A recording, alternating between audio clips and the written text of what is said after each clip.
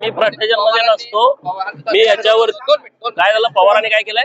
पवारांनी मुख्यमंत्र्यांना फोन केलाय, हे वक्तव्य शोभनीय नाही. पवारांनी माननीय देवाभाऊंच्या मातोश्रींच्या वरती जेव्हा खालच्या लेवलला जाऊन टीका केली तेव्हा फोन केलता का? मी तर काय मीडियामध्ये बघितलं नाही.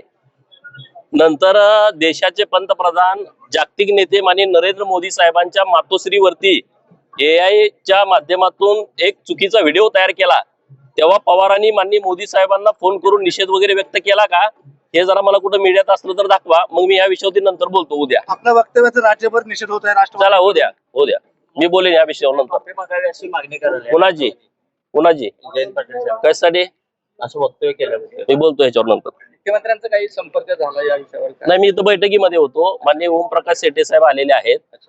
जिल्ह्यातील जी माननीय मुख्यमंत्री महोदयांची योजना आहे, गावगाड्यातल्या सामान्य लोकांना मोफत उपचार मिळाले पाहिजेत, त्यांना चांगल्या हॉस्पिटलमध्ये त्यांच्यावरती उपचार झाले पाहिजेत.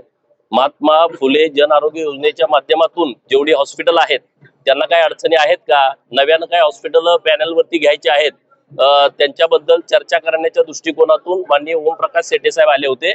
त्यामुळे मी 2 तास इथं बैठकीत होतो. वडार प्रकरणामध्ये तुम्हाला टार्गेट करण्याचा प्रयत्न झाला का? त्यामुळे सगळे बघा ना, तुम्ही या विषयावरती कोणच बोलत नाही. मी काय बोललो त्याच्यावरती बोलतायत. वडार प्रकरणावरती बोला ना. राज्याचे मुख्यमंत्री माननीय देवाभाऊंचा मला फोन आला होता आणि या संदर्भामध्ये अशी वक्तव्य करू नका अशा पद्धतीची सूचना मला माननीय मुख्यमंत्री महोदयांनी दिलेली आहे. मी त्यांच्या सूचनेचं पालन करेन. पुढे काय बाबा निर्णय काय घेणार? नाही, माननीय मुख्यमंत्री महोदयांनी ज्या मला सूचना दिलेल्या आहेत त्या सूचनेचं मी पालन करणार. म्हणजे इथून पुढे हा, या मागचा काय विषय नाही. ठीक.